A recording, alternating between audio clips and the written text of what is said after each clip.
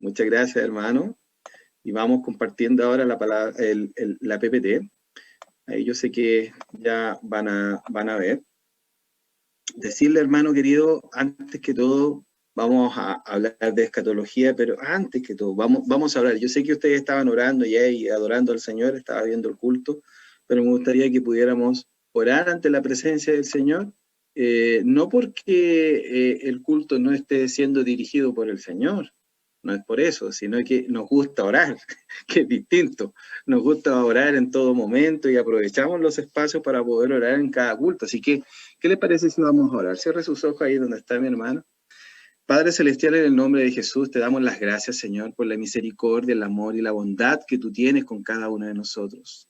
De permitirnos, Señor, estar delante de tu presencia, escuchar alabanzas, adorar, Señor.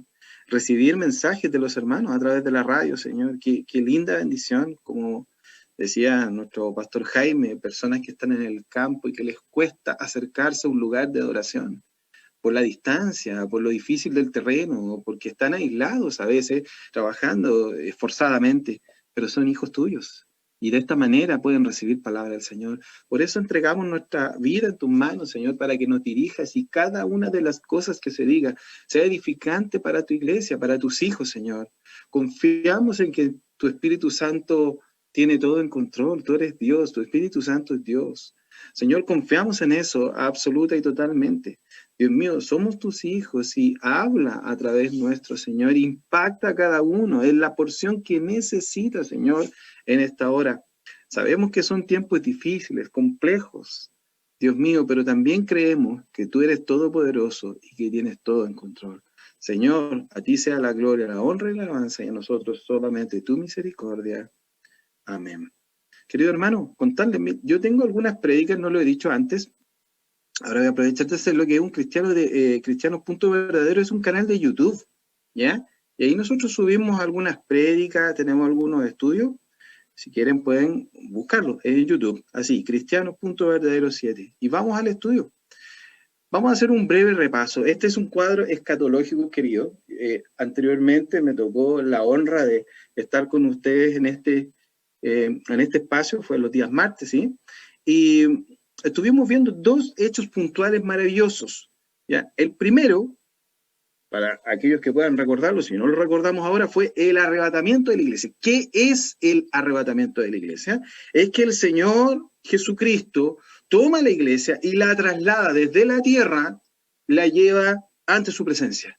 Él nos espera en las nubes, nos recibe en las nubes, y ahí estamos en la presencia del Señor. Creemos a la luz de la Escritura. Yo sé que hay mucho debate teológico, pero creemos a ciencia cierta, a la luz de la Escritura, de la Biblia, que la iglesia será arrebatada antes de la tribulación. Bien, y esto es lo que nosotros vemos acá. Voy a tratar de ocupar el puntero, ahí se ve en la pantalla. Este es el arrebatamiento de la iglesia. Entonces hacemos la introducción al tema del día de hoy, que hoy día vamos a ver algunos temas bien interesantes. El arrebatamiento es llevado al cielo. El Señor nos recibe en el aire. En el cielo se producen dos hechos singulares. Uno, el tribunal de Cristo, algún día podemos hablar de él, y otro, las bodas del Cordero. El tribunal de Cristo es simplemente un tribunal para galardón, no para condena. Y la boda del Cordero es la celebración, la novia, que es la iglesia, con su amado, con el novio. Esto ocurre en el cielo. En la tierra, después del arrebatamiento, ocurren hechos terribles, que nosotros dijimos en la oportunidad que era la tribulación y la gran tribulación. Dos periodos divididos de 3 años y medio cada uno. Dimos todo el argumento bíblico para poder respaldar esto. 3 años y medio, 3 años y medio. Y el segundo periodo es terrible, es realmente devastador. Muerte a nivel planetario, destrucción ecológica, etcétera. Es algo terrible. Envenenamiento de las aguas de los mares, las aguas para beber, las aguas, ¿cierto?, de bebestibles. Ocurre un juicio de Dios sobre la tierra. Este es el cuadro escatológico, está resumido, son muchos versículos, pero el día de hoy vamos a ver este hecho que está aquí. Personajes principales dentro de la tribulación y gran tribulación. Si en algún momento se desconecta un poquitito, está un poco inestable el internet a pesar de que estoy conectado al cable. Vamos a ver y hablar del anticristo, el falso profeta, Israel, 144.000 sellados y los 2 testigos. ¿Quién será el anticristo? ¿De dónde viene el anticristo? ¿Estará vivo? ¿Quién es el falso profeta? ¿Qué pasa con Israel en ese tiempo? ¿Son los 144.000 los únicos que se salvan? Algunos dicen eso, ¿no? Alguna religión por ahí dice eso. ¿Quiénes son los 2 testigos? Bueno, mire qué interesante. Vamos a ver a la luz de la Escritura todo esto. Decir que para poder entender el libro del Apocalipsis no podemos leerlo por sí solo, sino también leer el libro de Daniel y los profetas, que tienen bastante información, bastante enseñanza respecto de esto. Vamos ahí. La palabra del Señor nos lleva, y este es el arrebatamiento, la revelación que se llama la segunda venida para nosotros, la tribulación de los 7 años, este bache que se produce entre el arrebatamiento y la revelación, que se llama la tribulación de 7 años, en segunda de Tesalonicenses 2:3 dice que al ser quitado, lo que habría de ser quitado, algunos dicen que es el Espíritu Santo, otros dicen que es la iglesia, otros dicen que es el poder de Dios. Más cercano es a que sea la iglesia porque el Espíritu Santo es Dios y está en todos lados. Dice que ocurren 2 cosas. 1, apostasía, y 2, manifestación del hombre de pecado. 2 cosas terribles en la tierra. Pregunta usted, ¿y usted se ha dado cuenta de lo que ocurre hoy a nivel mundial con los supuestos creyentes? Uno dice, hay apostasía. Ve cada tipo de manifestación extraña, tanta cosa que se hace desde estos movimientos de la prosperidad en adelante. Y uno dice, hoy, ¿cómo está la apostasía? Pero yo le quiero decir una cosa, que en el tiempo de la tribulación, ahí se va a levantar la apostasía, cual nunca ha habido en la tierra, y se va a manifestar el hombre de pecado, y ese es el anticristo. Vamos entonces a estudiar algo importante, el anticristo, el falso profeta y Satanás como actores principales dentro de la gran tribulación, y luego avanzamos con el siguiente. Apocalipsis 13, capítulo 13, versículo 3 y versículo 4, dice así la palabra del Señor. Y vi una de sus cabezas como herida de muerte, pero su herida mortal fue sanada, y se maravilló toda la tierra en pos de la bestia. Y adoraron al dragón que había dado autoridad a la bestia, y adoraron a la bestia, diciendo, ¿quién como la bestia y quién podrá luchar contra ella?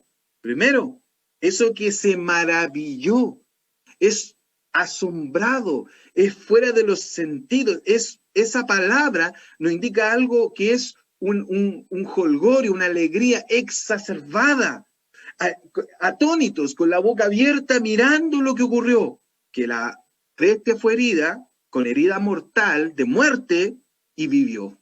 Y toda la tierra, todos los que estaban en la tierra, hermano, todos, dice, toda la tierra en pos de la bestia. Ahí están, asombrados con la bestia, el anticristo. Y dice ahí en el versículo 4, hermano, y tome cuenta lo que dice ahí. ¿Y qué dice? Adoraron al dragón, a Satanás, que había dado autoridad a la bestia. Hermano querido, hay una actitud de reverencia, una actitud de sumisión. Lo transforman en su Dios. Adoraron al dragón y adoraron a la bestia. Y después de eso, dicen, es incomparable. ¿Quién como a la bestia y quién podrá luchar contra él? Es incomparable. Esto es lo que el mundo dice. Después que la iglesia es levantada, esto es lo que ocurre. Esto es lo que ocurre en un momento de la historia. Hermano, este periodo no va a ser sencillo. Algunos les bajan el perfil a lo que va a ocurrir ahí en la tribulación y gran tribulación. Esto va a ser terrible. Esto es la apostasía. Lo más oscuro de la humanidad se va a vivir en ese tiempo. Vamos allá, entonces, a hablar de 3 personajes que están dentro de este periodo. El primero es Satanás. En Apocalipsis, capítulo 12, versículo 3 y 4, tome su Biblia, mi hermano, y vaya ahí usted adelante. Apocalipsis, capítulo 12, versículo 3 y 4. Luego también quiero que vaya Apocalipsis también, 12, 7 y 9, el 12 y el 17, y Apocalipsis 20, 1 y 2. Les cuento, mi hermano, que vamos a dejar al pastor Jaime estos apuntes para que si alguien lo quiere en detalle, se lo pueda pedir a él. Amén. Le escribe por interno, se lo enviamos por correo. El pastor Jaime dice que sí, él lo recibe y se lo puede pasar. Pero vamos a leer algunos de los hechos que hay acá. Pastor Jaime, usted me decía que tenemos hasta las 3 de la mañana, ¿no? No hay problema. Amén. Entonces vamos a leer algunos hechos importantes acá. Apocalipsis 12, 3 y 4 dice ahí, también apareció otra señal en el cielo. Había una señal anterior, esta es otra señal. Y aquí un gran dragón, escarlata, que tenía 7 cabezas y 10 cuernos, y en sus cabezas 7 diademas. Y mire lo que dice el versículo 4, y su cola arrastraba la tercera parte de las estrellas del cielo, y las arrojó sobre la tierra, y el dragón se paró frente a la mujer que estaba para dar a luz, a fin de devorar a su hijo tan pronto como naciese. Primero, y dice que era un gran dragón. Hermano, me detengo solo unos minutos acá. Tener cuidado. Cuando la Biblia dice que es un gran dragón, es porque está diciendo que es una persona importante, de gran renombre o muy poderosa. Y está diciendo la Biblia que Satanás, el diablo, es poderoso. La diferencia es que nuestro Dios es todopoderoso. Y ahí radica la diferencia. Satanás es criatura, Dios es el creador.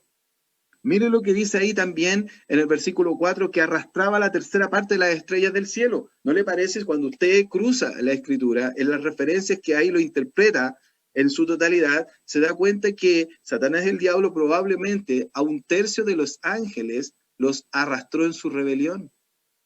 Oye, esto ocurrió en el cielo. Él es soberbio, quiere ser como Dios y arrastra a un tercio de los ángeles. Los ángeles son millones de millones de millones de millones. Y eso fue lo que pasó. Simplemente arrastró a una tercera parte de los ángeles. Eso se transforma en demonios. Pero dice algo más ahí, que los arrojó sobre la tierra. Esto es terrible, hermano. En este momento no ha ocurrido eso. Piense en que Satanás viene a la tierra y arroja un tercio de los ángeles, los lanza a la tierra. Los ángeles caídos. Es horrible. En el 7 al 9 dice lo siguiente, después de una gran batalla en el cielo, Miguel y sus ángeles luchaban contra el dragón y luchaban el dragón y sus ángeles. Hubo una batalla celestial entre Satanás y los demonios versus Miguel y ángeles. No se sabe cómo va a ser esa batalla. Usted puede imaginarse lo que quiera, pero no hay evidencia de cómo va a ser. Solo que va a ser una gran batalla en el cielo, de carácter espiritual. Versículo 8, pero no prevalecieron ni se halló ya lugar para ellos en el cielo. Está hablando de Satanás y los demonios. Hasta el día de hoy, Satanás tiene acceso a la presencia de Dios y la Biblia lo llama el acusador. Él va y acusa a los hijos de Dios. En ese momento va a ser echado del cielo y vendrá con gran furia a la tierra con sus demonios. No fue hallado ya lugar para ellos en el cielo. Y fue lanzado fuera el dragón, la serpiente antigua que se llama el diablo y Satanás, el cual, escuche, engaña al mundo entero. Fue arrojado a la tierra y sus ángeles fueron arrojados con él. ¿Qué le parece? Esto es tremendo, hermano. Y del 12 al 17 quiero leer también, por lo cual, alegraos cielos y los que moráis en ellos. Hay de vosotros los que en la tierra y el mar, porque el diablo ha descendido, escuche, ha descendido a vosotros con gran ira, sabiendo que tiene poco tiempo. Aquí, mi hermano querido, cuando habla de esa manera, está hablando literalmente que en el período de la gran tribulación, Satanás va a ser arrojado a la tierra, viene a la tierra con gran ira. ¿Para qué? Para destruir, hermano. Sabe que le queda poco tiempo. En este momento, él hace su obra en la tierra, pero en aquel momento viene sabiendo que le queda poco tiempo. Es terrible, hermano. Simplemente, sus ángeles con él. Imagínese eso, con gran ira, sabiendo que tiene poco tiempo. Y cuando vio el dragón que había sido arrojado a la tierra, escúcheme, persiguió a la mujer y la que había dado a luz un hijo varón. Ya nos vamos a meter en ese pasaje. Versículo 15, desde el 12, capítulo 12, 15, dice, y la serpiente arrojó de su boca atrás la mujer agua como un río, para que fuese arrastrada por el río. Versículo 17. Entonces el dragón se llenó de ira contra la mujer y se fue a hacer guerra contra el resto de la descendencia de ella, los que guardan los mandamientos y que tienen testimonio de Jesucristo. Como no puede destruir a la mujer, se llena de tanta ira que viene a hacer guerra contra la descendencia de la mujer. La mujer que habla acá es Israel. Como no puede destruir a Israel, va contra la descendencia, pero además dice ahí, los que guardan los mandamientos de Dios y tienen testimonio de Jesucristo.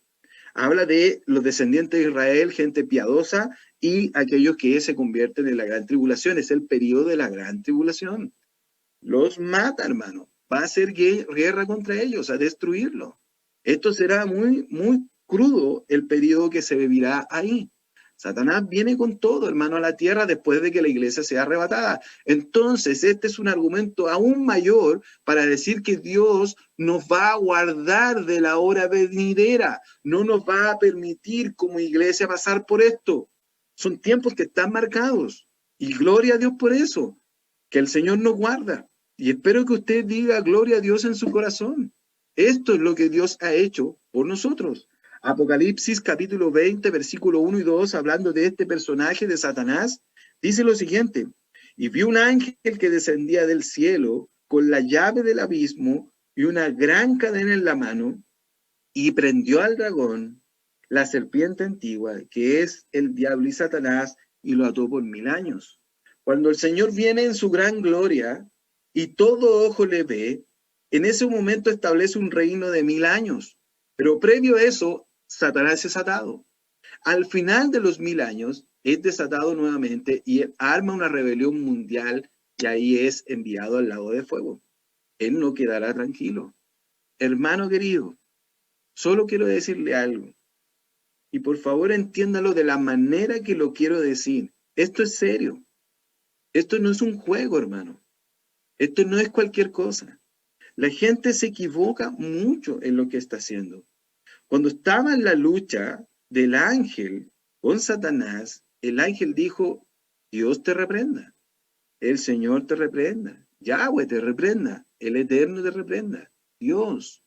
Ni siquiera el ángel se atrevió a proferir una reprensión contra Satanás. Bueno, nosotros tenemos un patrón bíblico para eso. Oremos al Señor cuando sintamos que tenemos ataques del enemigo y no peleemos nosotros contra él. Dejemos que Dios pelee contra él. Mía es la venganza, dice el Señor. La palabra del Señor dice que el terror de Jehová, el terror de Yahweh, va delante de su ejército. Es de la venganza. Ore al Señor con esos salmos imprecatorios. Esa oración imprecatoria, Señor, ayúdame, Señor, véngame tú, Señor, cuídame, Señor, reprenda a mis enemigos, Señor, destruya a mis enemigos. Ese es el patrón bíblico, porque este personaje es poderoso, pero Dios es todopoderoso. Dígame, hermano, ¿dónde está? Dios es todopoderoso. Vamos a ver el segundo personaje, que es el anticristo, que está dado en este tiempo. El segundo personaje, tan conocido, se han hecho películas, hay unas películas antiguas antes de ser creyente. Yo veía cuando era niño que se llamaban La Profecía y hablaban del anticristo y lo mostraban una persona de un carácter siniestro, malo, una persona con una mirada malvada, con una actitud de maldad, de frialdad. Bueno, eso es así y peor aún. En segunda de Tesalonicenses, capítulo 2, versículo 9, dice lo siguiente, inicuo, hermano, esa palabra es fuertísima. Inicuo cuyo advenimiento es por obra ¿de quién? De Satanás. El anticristo es una obra de Satanás, con gran poder y señales y prodigios mentirosos. No sé si logra ver el cuadro, hermano. No es una persona cualquiera. es bastante sobresaliente porque tiene poder y señales y prodigios mentirosos. Bien, Apocalipsis capítulo 17, estamos aquí. Apocalipsis capítulo 11, versículo 7, dice lo siguiente: cuando hayan acabado su testimonio, la bestia que sube del abismo hará guerra contra ellos y los vencerá y los matará. Bien, ¿de dónde viene la bestia? Sube del abismo, del mismo infierno. Eso es lo que quiere decir. En Apocalipsis capítulo 13, versículo 4, mi hermano amado, dice que y adoraron al dragón que había dado autoridad a la bestia, y adoraron a la bestia diciendo: ¿quién coma la bestia y quién podrá luchar contra ella? ¿Quién le da autoridad al anticristo, también llamado la bestia? ¿Quién le da autoridad? Es Satanás. Por lo tanto, es una obra totalmente diabólica. El falso profeta es otro actor de esta llamada trilogía satánica. El falso profeta. Vamos a Apocalipsis capítulo 13, versículo 11 al 18 y Apocalipsis capítulo 19, versículo 20. Dice ahí la palabra del Señor. Vamos a leer algunos de los versículos, algunos de ellos vamos a destacar en relación a este personaje. Lo primero, dice ahí que después vi otra bestia que subía de la tierra y tenía 2 cuernos semejantes a un cordero, pero hablaba como dragón y ejerce toda la autoridad de la primera bestia en presencia de ella, que dice que ejerce toda la autoridad de la primera bestia. ¿Cuál es la primera? El anticristo. Esta es otra bestia. Entonces tenemos 2 bestias. El anticristo es la primera y la segunda bestia es el falso profeta. Dice que ejerce la misma autoridad, la del anticristo en presencia de ella. También viene desde Satanás. Dice ahí que tenía 2 cuernos semejantes a los de un cordero, pero hablaba como dragón. ¿Qué le indica todo esto a usted? Cuando hablamos de un cordero, uno piensa en el Señor Jesucristo, ¿no? No piensa en otra cosa, pero dice que acá es semejante a los de un cordero. O sea, tiene una apariencia de piedad del falso profeta, tiene una apariencia de un hombre de piedad religioso, creyente, tiene una apariencia de ser un hombre iluminado espiritualmente, ejerce toda la autoridad en presencia de la bestia, pero habla como dragón. Cuando habla como dragón, habla como Satanás. Habla desde el infierno, habla con una voz potente. Ejerce toda autoridad de la primera bestia en presencia de ella y hace, escuche bien, que la tierra y los moradores de ella adoren a la primera bestia. ¿Cuál es el objetivo? Que adoren a la primera bestia. El falso profeta, por medio de su religión, de su espiritualidad pagana, lo que quiere es que adoren al anticristo. Eso es lo que busca. Y dice: los moradores de ella, de toda la tierra, adoren a la primera bestia, cuya herida mortal fue sanada. Y también, ¿qué hacía? Grandes señales, de tal manera que aún hace descender fuego del cielo a la tierra delante de los hombres. Explíqueme usted eso, mi hermano. Esto es una obra satánica, diabólica. Va a hacer descender fuego del cielo a la usanza de los profetas del Antiguo Testamento. ¿Eso va a engañar al pueblo de Israel? Por cierto que sí, porque lo van a asociar con los profetas del Antiguo Testamento. Esto es tremendamente impactante. Engaña, versículo 14, a los moradores de la tierra con las señales que se le ha permitido hacer en presencia de la bestia, mandando a los moradores de la tierra que le hagan imagen a la bestia que tiene herida de espada y vivió. Bueno, entonces la bestia murió y resucitó. Estamos aquí. Esta muere y resucita. El falso profeta quiere que adoren a la bestia o al anticristo. Manda a hacer una estatua representativa, ¿no? Es singular, es un hombre sobrenatural. Mira, murió y resucitó. ¿No le suena conocida esta historia? La misma historia de nuestro Señor Jesucristo. Por eso va a engañar a la humanidad, se va a hacer pasar por el Mesías prometido. Es por eso que Israel va a ser engañado en este proceso. Es muy parecida, es una copia, hermano. Es una copia del Señor Jesús. Es una copia del Padre, del Hijo y del Espíritu Santo. Bien, sigo leyendo para ustedes. Y dice ahí, se le permitió, versículo 15, estamos en el 13:15, se le permitió infundir aliento a la imagen de la bestia para que la imagen hablase e hiciese matar a todo el que no la adorase. Hermano, yo creo que usted habla y sabe claramente lo que es la idolatría. La gente va post imágenes que no ven, no hablan, no se mueven. La Biblia es clara en decir que ellos no tienen vida. Y hay tanta idolatría en el mundo. Miles de millones de gente idólatra. Piense ahora en que una estatua toma vida. ¿Qué va a ocurrir? La idolatría se va a desatar a nivel mundial, global. Esto va a ser potente para la gente. Y hacía que matase esa estatua a todo aquel que no adorase a la bestia. Mire acá, versículo 16, y hacía que todos, pequeños y grandes, ricos y pobres, libres y esclavos, se les pusiese una marca en la mano derecha o en la frente, y que ninguno pudiese comprar ni vender, sino el que tuviese la marca o el nombre de la bestia, el número de su nombre. Aquí hay sabiduría, el que tiene entendimiento cuenta el número de la bestia, pues es número de hombre, y su número es 666. Bien, lo más probable es que usted, hermano, que está ahí en su casa o en el campo, trabajando, caminando en su trabajo, esté esperando que yo le diga cuál es la marca de la bestia, o esté esperando que le diga cómo es la marca de la bestia y cuál es el nombre o el número de este hombre. Bien, yo quiero decirle que no tenemos una respuesta. No existe una respuesta para esto, mi hermano. No hay una respuesta para decir cuál es el 666. Solo podemos decir dos cosas respecto de esto. Que el 7 es el número perfecto. Cuando hablamos de perfección, cuando hablamos de 7, 7, 7, estamos hablando de la perfección de Dios. Quizás ese es como decir santo, santo, santo.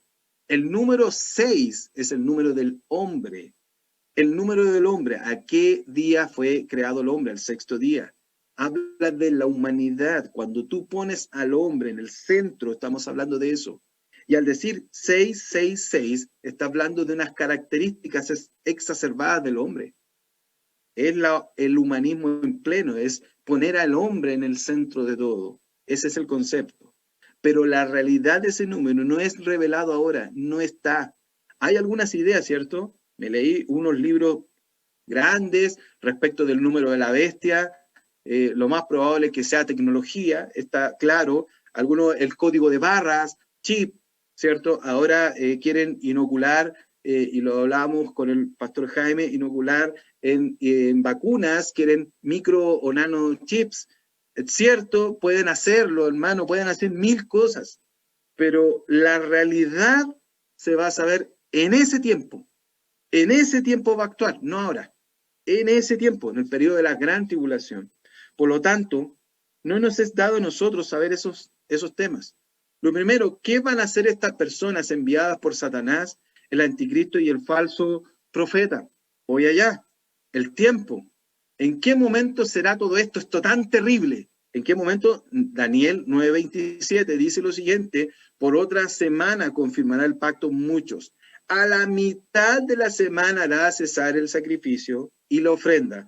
Después, con la muchedumbre de las abominaciones, vendrá el desolador hasta que venga la consumación y lo que está determinado que se derrame sobre el desolador. Está hablando de el anticristo. Entonces, a los 3 años y medio, cuando dice a la mitad de la semana, en la última semana de las profecías de las 70 semanas de Daniel, a los 3 años y medio de la tribulación, se saca la careta y él hace cesar el sacrificio. ¿En qué momento? A los 3 años y medio. ¿En qué lugar?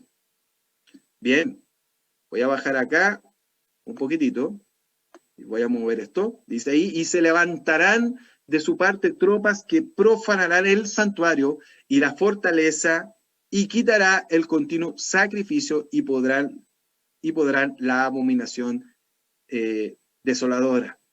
¿Dónde será? Dice que van a profanar el santuario.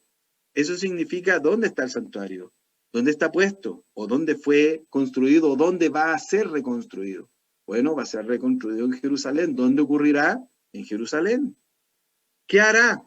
Segunda de Tesalonicenses, capítulo 2, versículo 4, nos dice, el cual se opone y se levanta contra todo lo que se llama Dios o es objeto de culto, tanto que se sienta en el templo de Dios como Dios, haciéndose pasar por Dios. Él quiere adoración. La bestia se hace pasar por Dios y eso es lo que buscan. Algunos de los nombres del anticristo que usted, algunos hermanos, que puede encontrar desde el Antiguo Testamento en adelante, el opresor, cuerno pequeño, príncipe que ha de venir, el rey que hará su voluntad, o el rey soberbio, el pastor insensato, abominación desoladora, el hombre de pecado, el hijo de perdición, el inicuo, la bestia de Apocalipsis. Algunos nombres. Vamos ahí a ver el origen o algunos elementos importantes que la gente ha tratado de descubrir de dónde viene. Esto es muy difícil. Origen del anticristo y el falso profeta. ¿Puede ser judío? Esto podría ser, y se ha discutido bastante respecto de esto. ¿Podría realmente ser judío? Porque ahí en Daniel 11:37, mis hermanos, dice lo siguiente la palabra del Señor, y quiero leer para ustedes. Daniel 11:37. Del Dios de sus padres no hará caso. Está diciendo que el Dios que sus padres tuvieron no va a escuchar, no va a hacer caso, ni del amor de las mujeres, ni respetará a Dios alguno, porque sobre todo se engrandecerá. Bien, me metí al idioma y a estudiar un poquitito más ahí, y la palabra cuando dice del Dios de tus padres ocupa la palabra Elohim, pero no hay claridad que está hablando de Dios. No hay claridad que está hablando de Dios. En el contexto no es claro que sea realmente judío. Lo que sí es claro, y muy claro, es que no va a considerar ninguna deidad de ningún tipo. Él se va a considerar a sí mismo una deidad. Y lo otro que es llamativo que dice, ni del amor de las mujeres, no tendrá consideración del amor de las mujeres. No sé si le llama la atención eso. No hará caso de sus padres ni el del amor de las mujeres. Algunos dicen que va a ser homosexual. Otros dicen que va a ser un tipo celibato. Eso da lo mismo. Lo que va a ocurrir es que no va a considerar a las mujeres. Vamos al siguiente punto. Nace desde el Imperio Romano. En Daniel 7:8 y 7:24 y 25, claramente describe la cuarta bestia como un reino terrible. Este es el Imperio Romano. Eso es seguro, que viene desde las naciones, porque en Apocalipsis 13 dice que viene desde el mar, de la gente, y evidentemente, como lo leímos de forma anterior, viene directamente de Satanás. Vamos a ver otro de los personajes que hay acá, y me gustaría que lo tomáramos en cuenta, porque esto está en este momento gestándose tremendamente a nivel mundial. Babilonia, segundo gran actor dentro de este tiempo, la madre de las rameras. Hay algunos versículos ahí, Apocalipsis 14:8, Apocalipsis 17:1 al 18, y Apocalipsis 18:1 al 24, esta mujer, Nimrod. ¿Usted ubica ese personaje? Él es el bisnieto de Noé. Ahí en Génesis capítulo 10, versículo 9, se habla de este hombre. Él construyó ciudades, entre las cuales estaba Babel, de donde viene Babilonia. Luego terminó todo esto en Génesis 11:8 con la Torre de Babel, que todos lo confunden con esto de la confusión de las lenguas. Pero ahí había algo más, porque en ese momento dice, hagámonos un nombre. Está hablando nosotros como hombres, hagamos algo independiente de Dios. Nimrod estableció en estas ciudades que construyó, incluyendo Babilonia, Babel y la Torre de Babel, unas especies de observatorios astronómicos que no eran otra cosa, hermano querido, que lugares de adoración pagana. Él estableció la religión babilónica. Esto fue los primeros intentos que se independizaron de Dios. Se independizaron de Dios. Hagámonos un nombre. vamos por nosotros mismos, independientes de Dios. Dios los confunde sus lenguas, los dispersa a nivel mundial, simplemente porque estaban yendo contra Dios. Segundo punto importante, dio a beber esta mujer. Es importante, hermano, el origen de todo esto.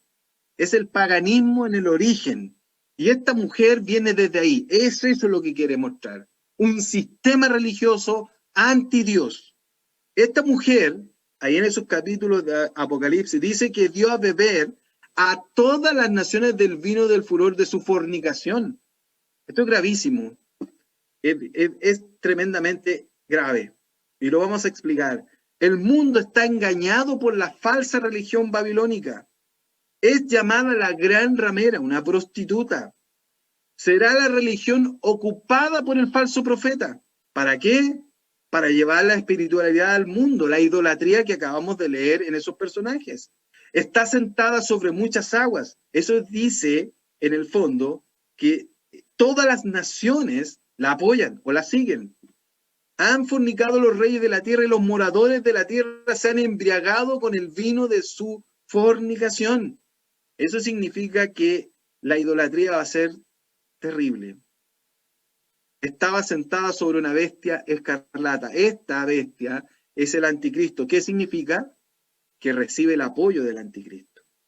Tenía en la mano el cáliz de oro lleno de las abominaciones y de la inmundicia de la fornicación. De su frente tiene escrito un nombre, Babilonia la grande, la madre de las rameras y de las abominaciones de la tierra. Hermano, qué fuerte versículo es este. Todo lo peor del paganismo está concentrado en Babilonia, en este sistema religioso. Abarca todo a través de las edades, pero en este tiempo de la gran tribulación será todo tan grave, tan terrible, que es llamada de esta manera. O sea, lo más abominable va a estar ahí. Cuando habla de fornicación, en sentido espiritual, y usted lo puede buscar, va a estar ahí, en Jueces capítulo 8, 33, Primera de Crónicas 5 al 25, dejé 2 versículos. Cuando habla de fornicación, está asociada a la idolatría. Esto tiene que ver con idolatría. Es tanta la idolatría que llega a este punto. Está ebria de la sangre de los santos y de la sangre de los mártires de Jesús. A través de la historia, todos los que han sido muertos, perseguidos, y en ese tiempo específicamente, por la causa de Dios y por la causa de Jesucristo, es por culpa de este sistema. Es lo que está detrás. El misterio de la mujer y la bestia que las trae. Tendrá una ciudad física también. Probablemente será su centro de operaciones. Esto, mi hermano querido, dice que va a haber una Babilonia, una ciudad que está sobre 7 colinas, que va a estar establecida y desde ahí va a operar este centro religioso con el falso profeta. Y el anticristo y quienes lo apoyan, después destruyen esta ciudad. Y dicen, ya no queremos más esta ciudad, no queremos más este sistema religioso, ya sirvió para mis propósitos, la destruyo, porque quiero adoración, dice el anticristo, y será desolada. Vamos acá, tercer grupo o actores importantes, los 144,000 sellados. Hermanos, en Primera de Reyes 19:18, en Romanos 11:4, habla de un concepto muy importante que es el remanente. El remanente, hermano querido, son grupos de personas que quedan después de una prueba o etapa o por el simple designio del Eterno, el simple designio de Dios. Son personas que quedan dentro de un grupo grande. Muchos los llamados, pocos los escogidos. Después de la gran prueba quedan algunos que es el remanente. No sé si usted puede recordar, ahí les dejo algunos versículos del profeta Elías cuando dice, solo yo he quedado. Solo yo he quedado. ¿Y qué dice el Señor? Yo me he reservado 7,000 rodillas que no doblarán sus rodillas ante los Baales. No serán doblados. Ese es un remanente. Es un grupo que Dios tiene siempre para su propósito. Bueno, los 144,000 sellados, mis hermanos, es el remanente, la primicia de los convertidos en el periodo de la gran tribulación. Y tienen características muy hermosas. Primero, son 12,000 de cada tribu. Tienen el sello del Dios vivo en sus frentes. Nosotros tenemos el sello del Espíritu Santo, el cual nos garantiza ante la presencia de Dios la entrada. Eso está en Efesios capítulo 1. Ellos tienen el sello del Dios vivo en sus frentes. Tienen escrito el nombre del Cordero y del Padre en la frente. Ese es el sello.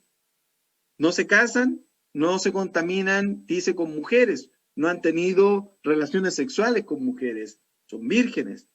Siguen al Cordero donde quiera que va. Son redimidos de entre los hombres como primicias. Estos 144,000, el remanente inicial, para iniciar la obra de salvación de aquellos que serán salvados en ese periodo. Con dificultad, pero serán salvados. No hay mentira en su boca, sin mancha delante del trono, hermano. ¿Usted puede pensar en personas tan perfectas como esta? Si no hay mentira en su boca, sin mancha delante del trono. Pero ojo, serán asesinados. Apocalipsis 13, del 4 al 7, serán asesinados. Y el 14, 1 al 5. Dios permitirá que sean asesinados.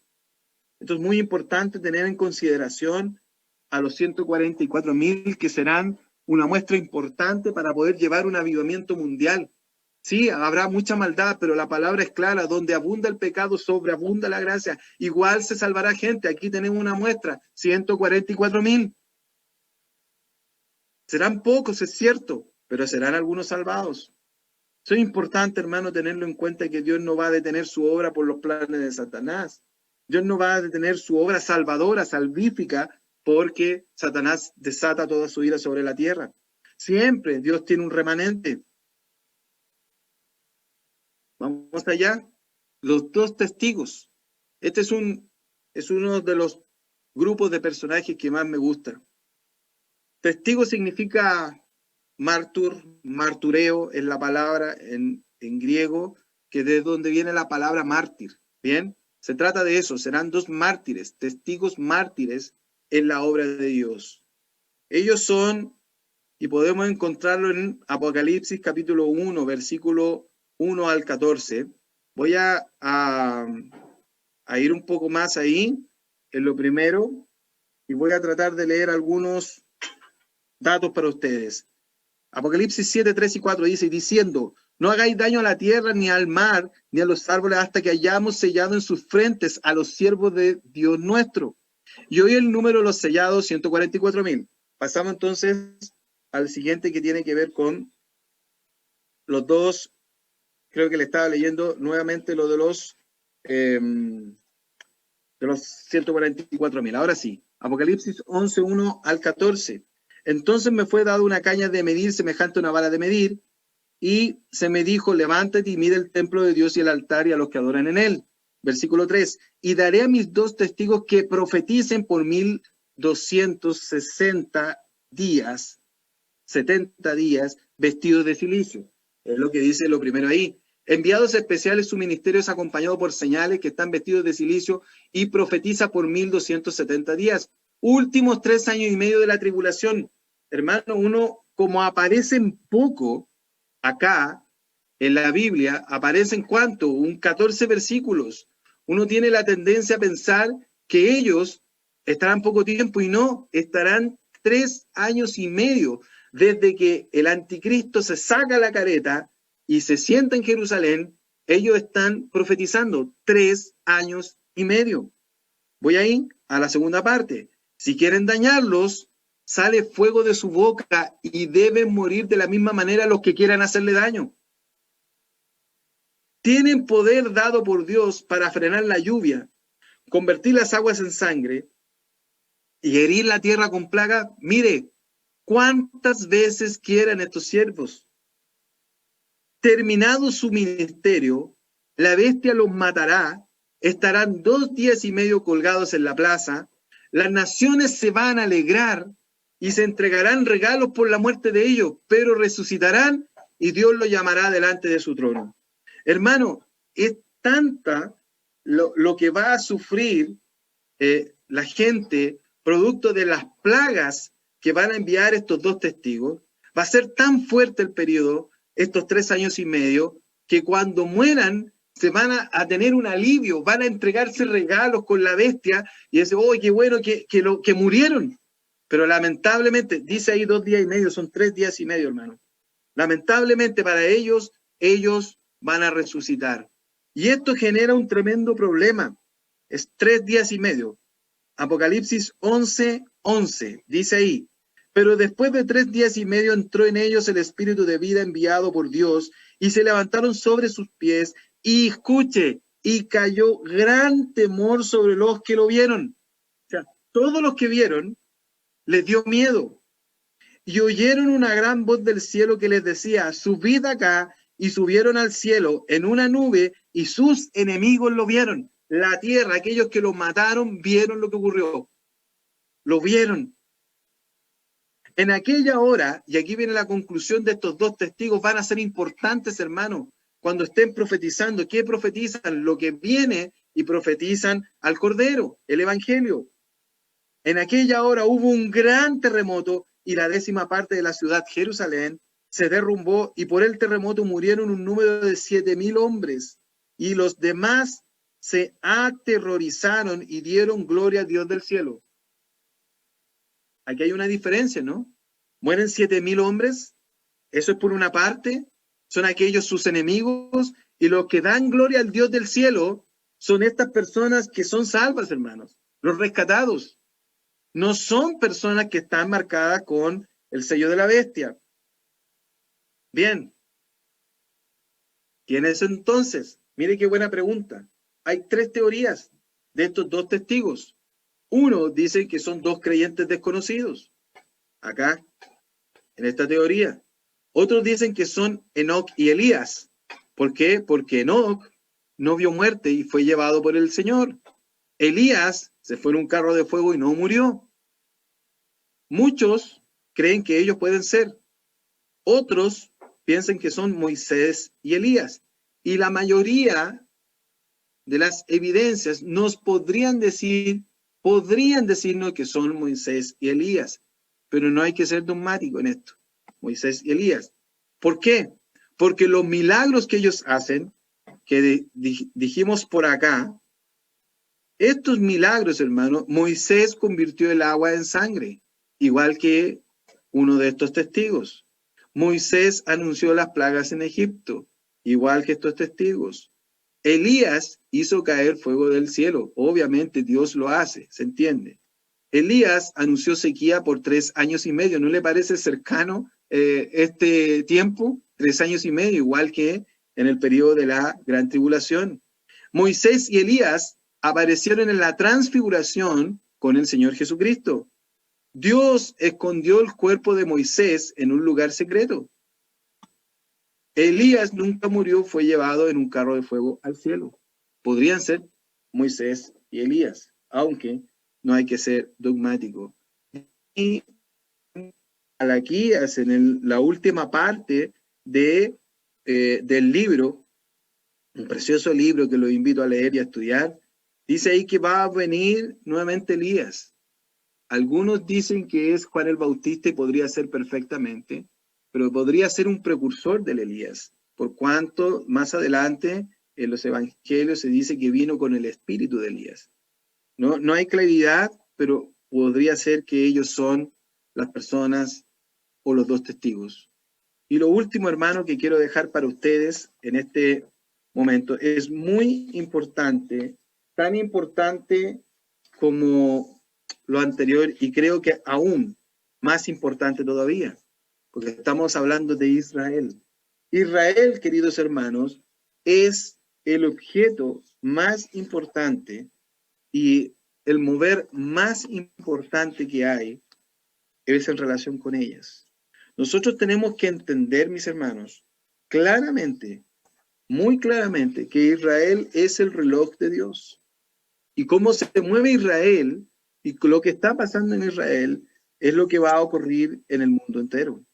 Vamos a tomar ahí Apocalipsis capítulo 12, versículo 1 al 6. Nos queda poco para terminar. Y Apocalipsis capítulo 12, versículo 13 al 17.